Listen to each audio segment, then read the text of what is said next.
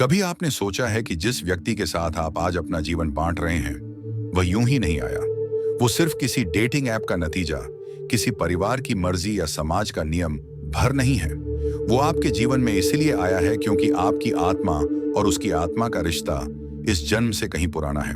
परमहंसा योगानंद जी कहते हैं, आपका जीवन सिर्फ घटनाओं का मेल नहीं है, यह आपके कर्मों का सटीक परिणाम है। और जब बात पति की आती है तो यह कर्म का सबसे गहरा और संवेदनशील रूप होता है। हम ये मानते हैं कि शादी एक सामाजिक बंधन है, लेकिन सच्चाई यह है कि शादी आत्माओं का पुनर्मिलन है। एक समय किसी और युग में, किसी और जन्म में आप और वह आत्मा, जिसे आज आप अपनी पत्नी कहते हैं, साथ थे। शायद प्रेमी थे, शायद मित्र थे, शायद रिश्तेदार थे। और उस समय जो अधूरी कहानियां रह गई, जो वादे पूरे नहीं हो पाए, जो सुख या दुख आपने एक दूसरे को दिए, वह सब ब्रह्मांड ने अपने अदृश्य रजिस्टर में दर्ज कर लिए। लेकिन रुकिए दोस्तों, आपके लिए इतनी मेहनत करते हैं वीडियो बनाने में, तो वीडियो को एक लाइक और एक प्यारा सा कमेंट तो आप कर ही सकते हो। चैनल को सब्सक्राइब करके कमेंट में बताओ कि आपने ऐसी घटना सुनी है क्या। चलिए वीडियो में आगे बढ़ते हैं। ये ब्रह्मांड बड़ा अद्भुत है। ये कभी भूलता नहीं। हर मुस्कान, हर आंसू, हर स्पर्श, हर चोट सब गिनता है और फिर सही समय आने पर आपको उसी आत्मा से दोबारा मिलवाता है। क्यों? ताकि या तो आप अधूरा प्रेम पूरा कर सकें या अधूरी शिक्षा पूरी कर सकें। कभी कभी यह मिलन मीठा होता है तो कभी यह मिलन दर्दनाक, लेकिन दोनों ही रूप में यह आत्मा की यात्रा का हिस्सा होता है। परमहंसा योगानंदा कहते हैं कि जब हम किसी व्यक्ति को देखते हैं और उसके साथ तुरंत एक गहरा जुड़ाव महसूस करते हैं, वो सिर्फ आकर्षण नहीं है, वो स्मृति है। वो आपकी आत्मा की याद है जो कह रही है, मैं तुम्हें जानती हूं, हम पहले भी मिले हैं। और यही कारण है कि कुछ लोग हमें तुरंत अपने जैसे लगते हैं, जबकि कुछ कितनी भी कोशिश कर लें, हमारे दिल में जगह नहीं बना पाते। आपकी पत्नी आपके कर्म का सीधा आईना है। जो सुख या दुख आपने किसी जन्म में बोया, उसका फल आप इसी जन्म में उसकी संगति में काटते हैं। अगर आपने पिछले जन्म में उसे प्रेम दिया, उसका साथ निभाया, उसके दुख में उसका हाथ थामा, तो इस जन्म में वह आपके जीवन में खुशियों का स्रोत बनेगी। लेकिन अगर आपने उसे ठुकराया, उसके भरोसे को तोड़ा या उसके प्रेम को ठुकराया, तो इस जन्म में शायद वह आपके जीवन में कठिनाइयों का कारण भी बन सकती है। यह सुनकर कई लोग डर जाते हैं, लेकिन असल में यह डरने की नहीं, जागने की बात है। क्योंकि पत्नी सिर्फ आपके कर्म का परिणाम नहीं, बल्कि आपके भविष्य का बीज भी है। जिस तरह आप आज उसके साथ रहते हैं, जिस तरह आप उसे सम्मान, प्रेम और सुरक्षा देते हैं, उसी तरह आपका अगला जन्म आकार लेगा। पौराणिक कथाओं में भी यह बात बार बार आती है। महाभारत में सावित्री और सत्यवान की कथा इसका अद्भुत उदाहरण है। सावित्री अपने पति सत्यवान को मृत्यु से बचाने के लिए यमराज के सामने खड़ी हो जाती है। यह सिर्फ प्रेम की जीत नहीं थी, यह आत्माओं के उस गहरे बंधन की शक्ति थी जो पिछले कई जन्मों में संचित हुई थी। उसी तरह रामायण में सीता और राम का रिश्ता, चाहे वह वनवास के कष्ट हो या लंका की अग्नि परीक्षा, यह सब उनके कर्म और आत्मा के पुराने वचनों का परिणाम था। परमहंसा योगानंदा कहते हैं कि जीवन में जो भी व्यक्ति आपके करीब आता है, वह आपको कुछ सिखाने आता है, और पत्नी तो वह आत्मा है जिसे ईश्वर ने आपके साथ सबसे लंबा समय बिताने के लिए चुना है। वह आपके सबसे गहरे दोष भी देखेगी और आपकी सबसे ऊंची अच्छाइयां भी। वह आपको गुस्से में भी देखेगी और टूटे हुए भी, हंसते हुए भी और रोते हुए भी। और इसी प्रक्रिया में वह आपके भीतर छुपे अहंकार, आलस्य और डर को तोड़कर आपको आत्मिक रूप से परिपक्व बनाएगी। कई बार हम सोचते हैं कि हमारी पत्नी हमारे जीवन में रुकावट है, जबकि असल में वह हमारी आत्मा की गुरु होती है। उसकी बातें, उसके सवाल, उसकी शिकायतें, ये सब हमारे भीतर झांकने का मौका देते हैं। ये हमें मजबूर करते हैं कि हम अपने भीतर के दोष देखें और उन्हें सुधारें। अब सवाल यह है कि अगर पत्नी आपके कर्म का हिस्सा है, तो क्या हम इसे बदल सकते हैं? परमहंसा योगानंदा कहते हैं, कर्म पत्थर पर लिखी लकीर नहीं है, यह मिट्टी की तरह है। इसे प्रेम, धैर्य और सेवा से बदला जा सकता है। अगर आप अपनी पत्नी के साथ ईमानदारी, प्रेम और करुणा से पेश आते हैं, तो आपके रिश्ते का कर्म भी धीरे धीरे मधुर हो जाता है। यह भी सच है कि हर पत्नी आपके पिछले जन्म का ही फल है, लेकिन हर दिन आप अपने अगले जन्म का भी बीज बो रहे होते हैं। और अगर आप चाहते हैं कि आपकी आत्मा अगले जन्म में भी प्रेम, शांति और सम्मान पाए, तो अभी से उस आत्मा के साथ वैसा ही व्यवहार करना शुरू करें। शायद यह सोचने वाली बात है कि हम अपने बिजनेस, अपने दोस्तों, अपने सोशल मीडिया के लिए इतना समय निकालते हैं, लेकिन उस आत्मा के लिए नहीं जिसे ईश्वर ने हमारे सबसे करीब रखा है। और यह भी सोचने की बात है कि क्या हम अपनी पत्नी को सिर्फ एक जिम्मेदारी मानते हैं, या ईश्वर द्वारा भेजी गई एक आत्मा जो हमें हमारे कर्म पूरे करने में मदद कर रही है। आपकी पत्नी ही आपका कर्म है। वह आई है आपको आईना दिखाने, आपको बदलने, आपको सिखाने, और जब आप इसे समझ लेते हैं तो रिश्ता सिर्फ पति पत्नी का नहीं रहता। वो एक आत्मिक साझेदारी बन जाता है जिसमें दोनों आत्माएं मिलकर अपने कर्म का हिसाब चुकाती हैं और अगले स्वर के लिए खुद को तैयार करती हैं। जब परमहंसा योगानंदा विवाह और आत्मा के बंधन के बारे में बोलते थे तो उनकी आवाज में एक अद्भुत गंभीरता और करुणा होती थी। वह कहते थे, पति और पत्नी का मिलन केवल दो शरीरों जो समय और स्थान की सीमाओं को पार करके एक दूसरे के पास लौटती हैं। यह पुनर्मिलन सिर्फ खुशी बांटने के लिए नहीं होता, बल्कि आत्मा के अधूरे काम पूरे करने के लिए होता है। हम सोचते हैं कि शादी का मकसद सिर्फ परिवार बनाना, समाज में इज्जत पाना या बच्चों का पालन करना है, लेकिन अगर हम गहराई में जाएं तो पाते हैं कि शादी आत्मा का एक अनुबंध, सोल कॉन्ट्रैक्ट है जो हम इस जन्म से पहले ही तय करके आते हैं। यह अनुबंध लिखता है कि हम किससे मिलेंगे, कब मिलेंगे और इस मिलन में हमें क्या सीखना है। अब यह सीख हमेशा मीठी नहीं होती। कई बार यह सीख दर्द, तकरार या संघर्ष के रूप में आती है। परमहंसा योगानंदा कहते हैं, ईश्वर जब आपको बदलना चाहता है तो वह आपके सबसे करीब के व्यक्ति का उपयोग करता है। पत्नी वही सबसे करीब की आत्मा होती है जिसे आपके दिल तक पहुंचने की सबसे ज्यादा शक्ति होती है। लेकिन रुकिए दोस्तों, आपके लिए इतनी मेहनत करते हैं वीडियो बनाने में, तो वीडियो को एक लाइक और एक प्यारा सा कमेंट तो आप कर ही सकते हो।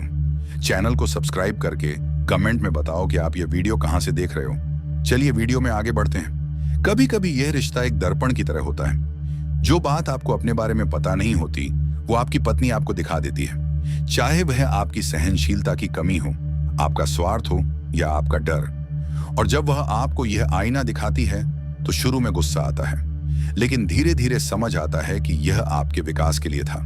याद रखिए, कर्म का नियम कभी गलती नहीं करता। अगर आपकी पत्नी आपके जीवन में है तो यह कोई दुर्घटना नहीं बल्कि सटीक परिणाम है।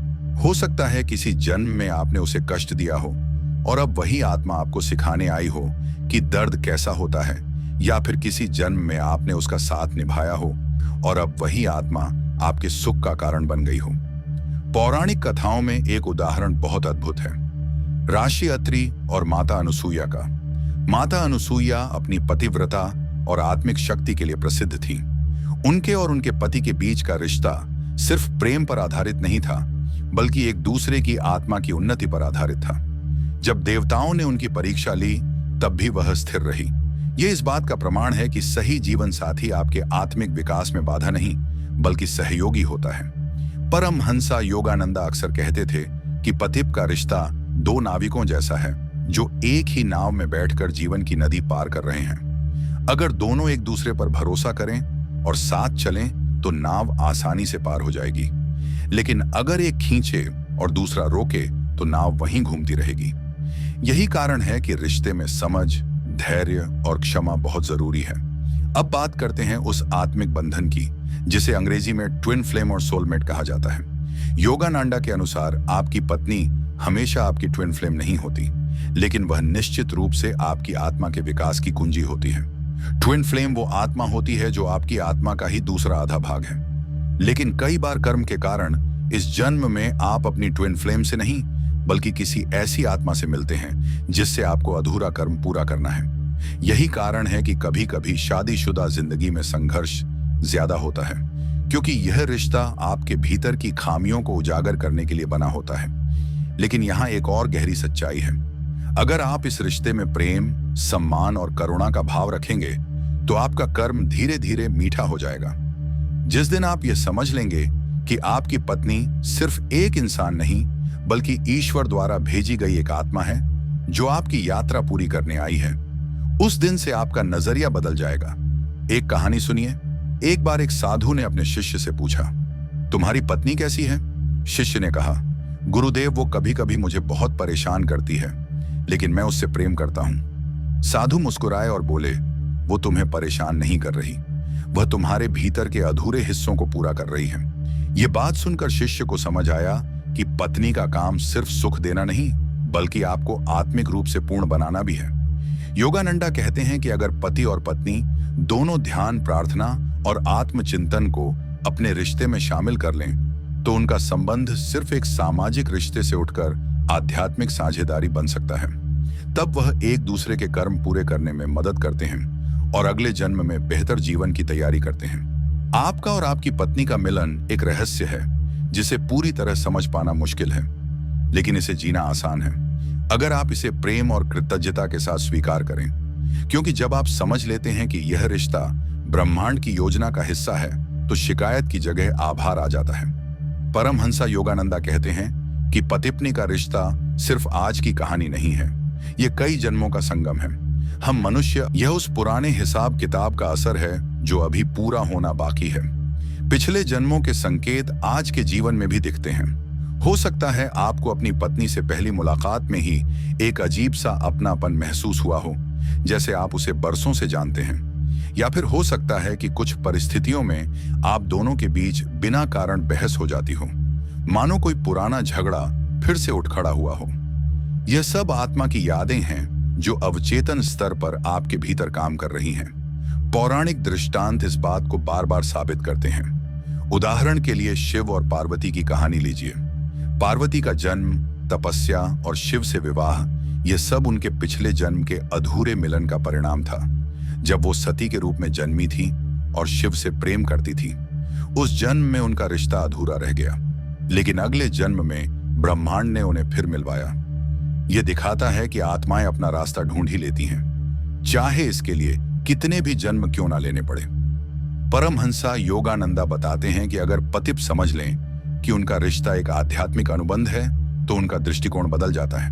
तब शिकायतें कम हो जाती हैं और सीखने की प्रवृत्ति बढ़ जाती है।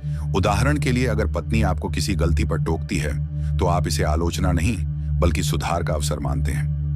अगर वह आपको किसी काम में रोकती है, तो आप सोचते हैं कि शायद वह आपको किसी बड़े नुकसान से बचा रही है। लेकिन इसका मतलब यह नहीं कि हर रिश्ता आसान होता है। कई बार पति पत्नी का रिश्ता बेहद चुनौतीपूर्ण भी हो सकता है। योगानंदा कहते हैं, जब आत्मा को बहुत तेजी से आगे बढ़ाना होता है, तो उसे कठिन रिश्तों में रखा जाता है। इसका कारण यह है कि सुख में हम आराम करते हैं, लेकिन संघर्ष में हम सीखते हैं। इसीलिए अगर आपकी पत्नी के साथ आपका रिश्ता कभी कभी चुनौतीपूर्ण लगता है, तो इसका मतलब यह हो सकता है कि ईश्वर आपके भीतर किसी बड़े बदलाव की तैयारी कर रहा है। एक असली घटना योगानंदा ने सुनाई थी। उनके एक शिष्य की शादी बहुत कठिन थी। पत्नी गुस्सैल स्वभाव की थी और अक्सर उसे डांटती थी। एक दिन वो शिष्य योगानंदा के पास गया और बोला, गुरुदेव, मैं इस रिश्ते से थक गया हूं। योगानंदा ने मुस्कुराकर कहा, वह तुम्हें नहीं सताती, वो तुम्हें मो रही है, जैसे पत्थर को तराश कर हीरे में बदला जाता है। कुछ साल बाद वही व्यक्ति बेहद धैर्यवान और शांत स्वभाव का हो गया। उसने कहा, अगर मेरी पत्नी वैसी ना होती तो मैं इतना बदल नहीं पाता। यही कर्म का कमाल है। जो हमें लगता है कि हमारे खिलाफ है, वही हमारे लिए सबसे बड़ा वरदान बन सकता है। अब एक और गहरी बात, आपकी पत्नी सिर्फ आपके कर्म का नतीजा नहीं है, वह आपके कर्म को बदलने का जरिया भी है। अगर आप इस रिश्ते में प्रेम, सेवा और क्षमा को बढ़ाते हैं, तो पुराने नकारात्मक कर्म धीरे धीरे घुलने लगते हैं। योगानंदा कहते हैं कि सच्चा प्रेम पुराने पापों को भस्म कर देता है, क्योंकि प्रेम ईश्वर का ही दूसरा नाम है। तो अगर आप चाहते हैं कि आपके अगले जन्म में यह आत्मा आपके जीवन में और भी मधुर रूप में आए, तो आज से ही उसके साथ वैसे ही पेश आए जैसे आप ईश्वर के साथ पेश आते हैं। उसकी देखभाल, सम्मान और सुरक्षा को अपना कर्तव्य माने। उसके सपनों को पूरा करने में मदद करें। उसके दुख को अपना दुख समझें और उसके सुख में सच्ची खुशी महसूस करें। और अगर कभी लगता है कि रिश्ता मुश्किल हो रहा है, तो याद रखिए, यह मुश्किल आपके विकास की सीढ़ी है। उस पर चढ़ने से भागिए मत, बल्कि धैर्य और समझ के साथ उसका सामना कीजिए। परमहंसा योगानंदा का मानना था कि पति का रिश्ता तभी अपनी पूरी आध्यात्मिक ऊंचाई पर पहुंच सकता है, जब दोनों सिर्फ एक दूसरे के शरीर और व्यक्तित्व से नहीं, बल्कि आत्मा से जुड़ते हैं। उन्होंने इसके लिए कुछ बेहद सरल लेकिन जीवन परिवर्तनकारी अभ्यास बताए थे।